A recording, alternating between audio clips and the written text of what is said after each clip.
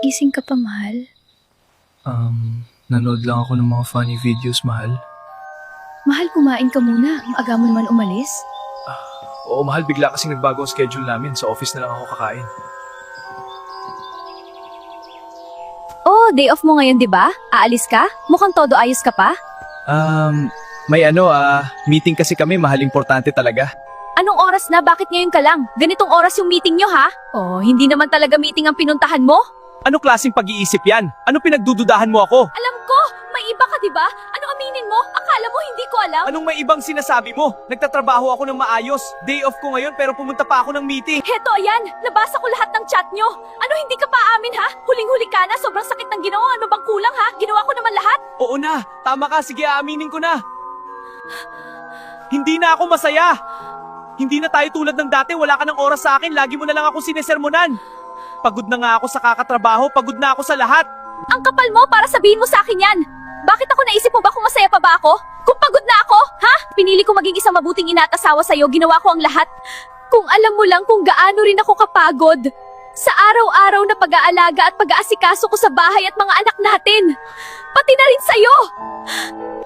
Ewan ko, alis na ako. Ayoko na ng ganito. Sige, lumayas ka, pero ito, tatandaan mo, wala ka nang babalikan!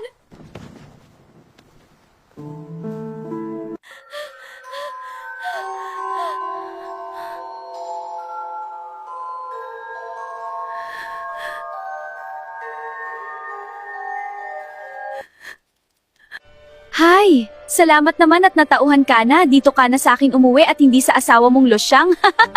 Anak siya na ang bagong daddy mo. Mama, nasan po si Papa? Nasaan na po siya, Mama? May trabaho sa malayo ang Papa niyo.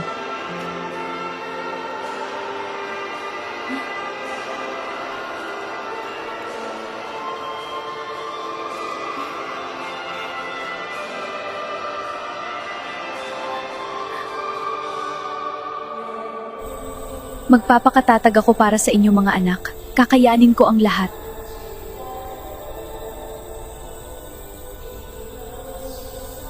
Sa wakas, solo na din kita, may baby. Oo naman, araw-araw na tayo magkasama ngayon.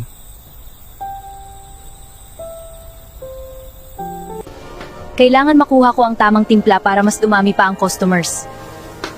Medyo pa, siguraduhin ko lang na balanse.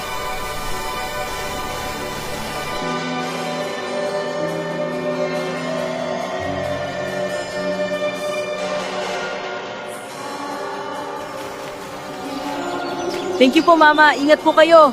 Ikaw din, anak, susunduin kita mamaya, ha. Huwag kang lalabas ng school. Opo, Mama. Nandito na ako. Baby, anong ulam? Oh, nandyan ka na pala. Naku, baby, hindi kasi ako nakapagluto eh. Ha? Bakit naman? Kasi busy lang ako sa phone. Sorry na. Ha? Bakit walang laman itong ref? Kakabigay ko lang ng pera. Bakit walang pagkain sa ref? Di ba kakabigay ko lang ng pera sa'yo? Wala pang makain, ano ba yan? Eh di sana kumain ka na lang sa labas. Ginamit ko muna yung pera, pinampareband at nail polish ko. Alam mo naman na kailangan ko yun. Heto, tignan mo ang mga kuko ko. Paano ako magluluto? Gusto mo bang masira ang nail polish ko? Saka hindi ako marunong magluto.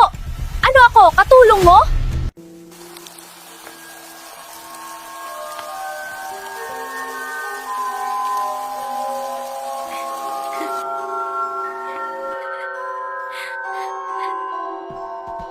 Anong ba yan? Bakit ganito ang kwarto?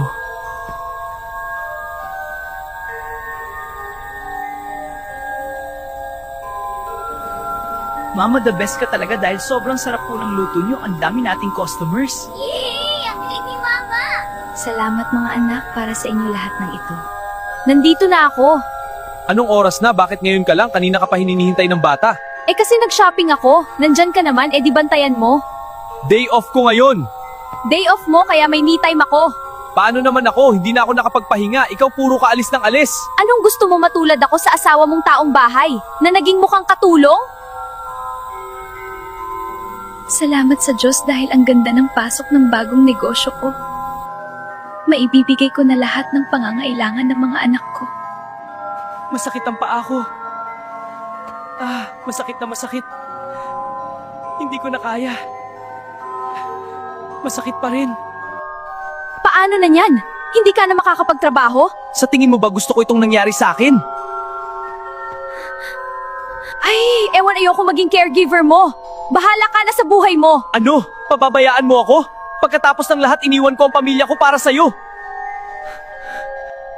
Kung bumalik ka na lang kaya sa asawa mo, baka siya kaya kanyang alagaan. Naririnig mo ba yung mga sinasabi mo, ha? Sa tingin mo ba may babalikan pa ako pagkatapos ng lahat? Hindi mo ba ako mahal? Bakit ka ganyan? Akala ko ba mahal mo ako? Oo, dati mahal kita. Noong may pera ka pa at magandang trabaho, ngayon sa sitwasyon mo, wala na, hindi mo na kayang ibigay ang mga luho at magandang buhay para sa amin ng anak ko. Kaya bahala ka na.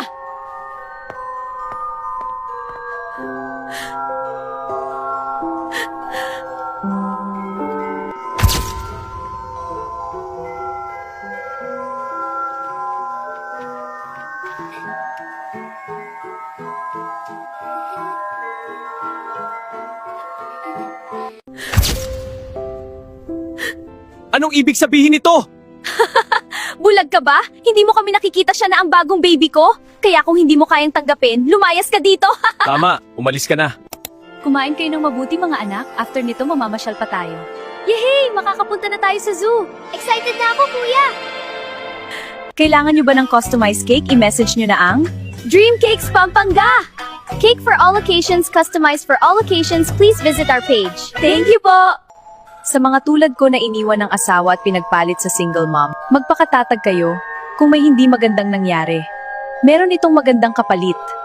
Nakalaya na kayo sa stress at trauma na pinagdaanan nyo sa maling tao. Sa mga tatay dyan katulad ko, huwag niyong hayaang matukso kayo sa ibang babae. Isipin niyo lagi na kaya niyo bang mawala ang pamilya niyo para sa panandali ang saya.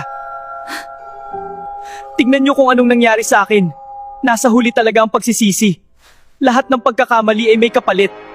Maging aral sana ang nangyari sa akin. Salamat po sa panonood. Ano po ang reaksyon nyo sa kwento natin ngayon? I-comment mo na po yan. Please follow, like, and share for more stories. Stories by Emerald Pangilinan.